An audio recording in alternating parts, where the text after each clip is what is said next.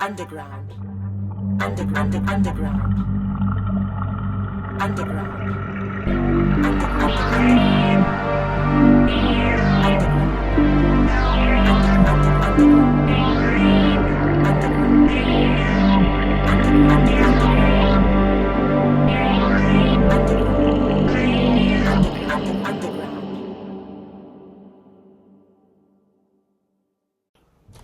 Greetings, surface dwellers. My name is Michael, and these are my chthonic musings. For today's video, we're going to return to the game Dragonbane and going to discuss the very basics of combat, specifically the initiative system, rounds and initiative. I've had some discussions lately with people about initiative systems, what we think works best, and I've tried to explain how I think in Dragonbane the combination of the dynamic initiative, where things are changing from round to round, and tied in with some of the choices that can be made, and the constrained action economy, because you only get one action during each round. How that facilitates gameplay, makes it fairly quick and dynamic, so it's more engaging and exciting, in my opinion. So we'll get to that, and I hope you enjoy the video. At the very beginning of Chapter 4, Combat and Damage, we are reminded that life as an adventurer is hard and often violent. In Dragonbane, you can run into wild beasts, malicious raiders, and demonic monsters. Combat can be rough for your player character, sometimes even lethal. Before you enter combat, you should always ask yourself, is it worth it? Rounds and initiative. Combat is played in rounds, each representing roughly 10 seconds. At the start of each round, the first step is to decide who has the initiative, that is, in what order the combatants will act during the round. Drawing the initiative. The 10 initiative cards in the box are numbered 1 to 10. Each player taking part in the conflict, voluntarily or otherwise, draws a random card at the beginning of each round, and the GM draws cards for NPCs. This is called drawing the initiative. The number on the card determines the order in which you act in the round. Number 1 acts first, number 2 acts second, and so forth, until everyone has acted. Your place in the initiative order is called your turn. Place your initiative card by your character sheet so everyone can see the order in which each person acts. The GM puts their card or cards in front of them. When all participants have had their turn, the round is over and a new round begins by drawing the initiative again. Now, I'd just like to take a moment to talk about the actual the physical initiative cards in Dragonbane. I noticed while putting together this video that there's a slight difference between the hardcover rulebook and the rulebook in the box set, which is not typically the case. They're pretty much identical, but there is an extra sentence here in the hard cover. Yeah, after talking about the initiative cards, the 10 cards, it says such initiative cards are included in the boxed Dragonbane core set, but you can use ordinary playing cards. And that makes sense, because if for some reason you only had the hardcover book and you did not have the core set, the core box set, you wouldn't have the cards. And it's kind of interesting. A number of people have referenced quite often the box set as being a starter set, but it is not a starter set. It is the complete game. The box set is a complete game. There's really only very few differences between that and the hardcover book. The major one is there's a very short adventure in the hardcover book. But really, other than that, it is the same set of rules. The differences that I did know is that because there are other cards in the box set, such as treasure cards and improvised weapons. Those are the two that I can remember off the top of my head. But if you don't have those cards, what the hard cover rules did is it added a few pages of tables so that you could roll up like a standard fashion, roll the dice and consult the table for treasure drops instead of using the treasure cards, or a write-up of the various improvised weapons. But that's not something extra. That's kind of making up for the fact that you didn't get the cards because you might not have the box set. But along those lines, it's not a bad idea to have in your mind that you can use alternatives for the initiative cards if you have to, such as a set of playing cards, from ace to 10 for your 10 cards. And I show up on the screen here a couple of different, options that you could, use regular playing cards.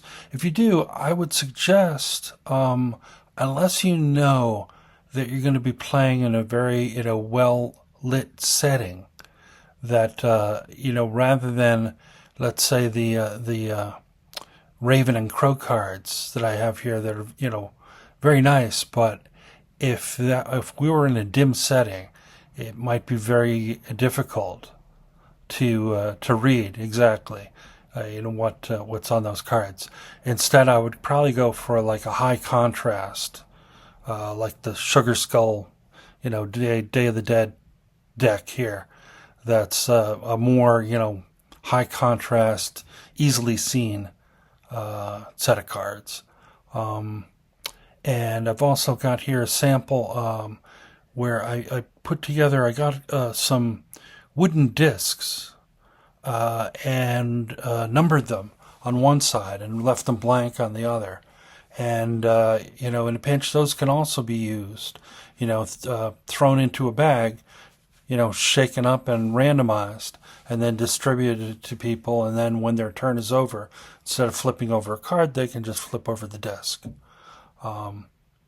And I would also say, finally, that it's not a bad idea to have a backup, or a redundancy plan, just in case, because you never know. The cards are out there, and then something happens, and you can't find one of your cards, and rather than stall out your game, it may be. You take a little time, look for it, but if it starts to get to be a drag or something, just move to an alternative, and break out your backup set of regular playing cards and just move forward. That's my opinion, and so I just thought I'd share that. Also, before we move on, I would just like to comment on the wording that says that the players draw their cards and the GM draws their cards. And the way I do it is I just deal out the cards to everybody. It's quicker, and really the players physically drawing their own cards. It's just the illusion of choice. It doesn't really matter. It's all randomized. But what I will say is that I do leave a little space for both before handing out the cards and at the end when everybody's taking their actions of scooping up all the cards to start reshuffling it. And that is because there are some heroic abilities that players can invoke that do make a difference in this case. There's one called Lightning Fast, where a player can spend 2 willpower points, assuming they have this heroic ability, and draw 2 cards, 2 initiative cards, and then choose which one they want, and the other one gets discarded. So you would need to know that the player is going to invoke that, and they need to make that decision before any initiative cards are actually revealed for that round. And another heroic ability that affects things on the end of the round, before scooping up the cards, is Veteran, which is the typical starting heroic ability for the fighter profession. So even a beginning player may have this ability. And this ability, if the player invokes it, they spend 1 willpower point. And activating this ability at the start of a combat round allows you to retain your initiative card from the previous round, instead of drawing a new one. Doing so does not count as an action. But really, the best time to invoke this is not in the next round.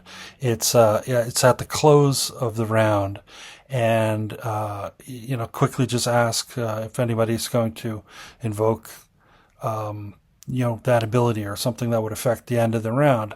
And if they do, they spend their willpower right then and there, and then keep the card, and I don't scoop it up and then start shuffling it into the back into the deck that I'm going to deal from. Moving ahead to page 48 in the rule book, we come to a sidebar called Melee Tactics, and it reads as follows. To be successful in melee combat, it is important to realize that your most precious resource is your actions. You only get 1 per round, including reactions such as dodging or parrying. If several player characters are fighting together, it is often very effective to focus on the same enemy, as that person can only parry or dodge once, which leaves them vulnerable to multiple attacks. But always remember that you too are exposed to attacks after performing your action. The heroic abilities Defensive and Lightning Fast significantly increase your ability to defend yourself against multiple opponents. In single combat against an opponent as powerful as yourself, it may be wise to wait and let the enemy strike first. If their attack misses you, you do not need to parry or dodge, and can then perform your own attack while the enemy is unable to protect themselves. The drawback is that you surrender the initiative to your enemy, who may choose a completely different action than you expected. This, I think, is key to one of the things that makes Dragonbane, combat so tactical and engaging, and not simply I bonk you on the head, you bonk me on the head, and we wait until one of us runs out of hit points before the other one. There's really choices to be made here, where even to the point where you might give the initiative to your enemy so that you can react appropriately, and maybe you'll need to parry their attack, or maybe they'll miss you and give you the opportunity to make that blow without them being able to defend themselves. And a couple of clarifications here for the people that are not familiar already with some of the heroic abilities that are mentioned. Defensive, basically what that does is that is a heroic ability that allows someone to spend willpower points to make a parry without using their action. And parries in Dragonbane includes what I call blocking with a shield, as well as parrying with a weapon. So this is a very good heroic ability. There is a cost, it does cost willpower points, but as long as you have the willpower points, being able to make that parry, to avoid the damage, can be clutch. They mention here lightning fast, but I think that was a mistake. I think what they meant, lightning fast is the ability we talked about before about being able to draw 2 initiative cards and choose the one that you like better. I think what they're talking about here is an ability called fast footwork, which is very much like defensive, but instead of for parrying, it allows you to dodge without using an action. Also spending willpower points and having the ability. So I think that's really what they were meant to say.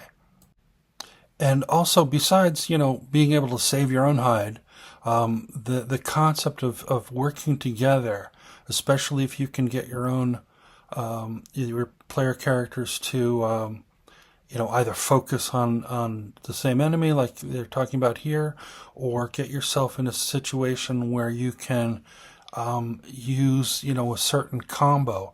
I'll give you an example. There's a technique called toppling, where it's kind of like a trip attack. And certain weapons, such as a quarterstaff, will have the toppling ability, which gives a boon to being able to use this technique. And if instead of, let's say you have a mage, and instead of just using their quarterstaff to bonk somebody on the head, or attempt to do that, if they use it instead to do this topple, this trip attack, and get the enemy tripped and prone, so that their ally can then follow up with an attack on a prone target, which they get a boon on that attack roll, and also extra damage if they hit. That could be clutch, and by doing that, you may contribute more to the fight than if you had actually used your quarterstaff to just straight out deal damage. And I think that'll bring us to the last thing that I want to talk about in this video, and that is a technique for making sure that you wind up in the initiative order in the right place next to, not only physically next to your ally, but in the initiative order right ahead of your ally, so that when you topple, assuming it's successful, but when you topple this opponent, your ally is then right there ready to follow up on it. Because if the opponent gets their turn in between, they can just get up. It's in Dragonbane, it's relatively easy. It's like it's a free action as long as they get their turn. So what you want to do is make sure that they don't get their turn in between this combo of you tripping your opponent and your ally following up with their attack. Returning to page 41, we can see what is technically an optional rule for a PC option called waiting, and it reads as follows. On your turn in the round, you can choose to wait. This means you swap initiative cards, and therefore places in the initiative order, with another creature whose turn comes after yours. You can swap cards with other player characters, as well as NPCs, or groups of NPCs acting on the same turn, and they cannot refuse the trade. However, you cannot swap initiative cards with anyone who has already had their turn or who themselves chose to wait earlier in the round. Monsters. Monsters often have multiple turns in a single round, and therefore draw multiple initiative cards. In that case, you decide which card you want, as long as it comes after your current turn in the initiative order. Monsters themselves never choose to wait. I believe that this option, this optional rule, and this choice to be able to wait during combat is key, and I certainly would advise using this option. Now, as a game master, I would certainly push the players along, make their decisions right in the moment. We're in combat now, so I wouldn't allow them to set aside a certain amount of time for them to all plan out what they're going to do in the next 10 seconds of combat. But if they become familiar with the rules and they can read the situation quickly, there are many tactical advantages that they can get by putting themselves in the right place in the initiative order. In the section on melee tactics, we've all already gone over the fact that sometimes it may be wise to let your opponent go first. So even though you might have drawn the initiative that you would go first, you may decide in a certain situation to swap that around and wait and swap initiative cards with your opponent and let them go first. You can also, put yourself, like I was saying before, next to an ally in the initiative so that you can come up with a combo move that's not interrupted by any of your enemies having a turn in between the turn of you and your ally. There may be certain situations where a spell or a heroic ability may provide a buffer, a benefit to your entire party, and it would be beneficial for that to happen at the top of the round, so everybody gets the benefit. Everybody else, gets the benefit of that. So you might be able to do that by, judicious waiting, and so maybe the knight character might be at the top of the initiative order and may be able to just start striking a blow, but maybe they trade places and wait and swap with the bard and put the bard up front and let the bard use their musicianship to give a boon to everybody that round. And then in the next turn, maybe the bard comes up top, but they use their ability to move themselves to the back of the round so that their the buff that they gave last turn lasts a little bit longer, because your turn doesn't actually come up, even though you might come up in the initiative order. If you choose to wait and move yourself farther back, your turn actually doesn't technically take place until that later part of the initiative that you moved yourself to. So there are certain tactics that can be used, knowing that. My friends, until I resurface, may your successes be many and your failures be memorable.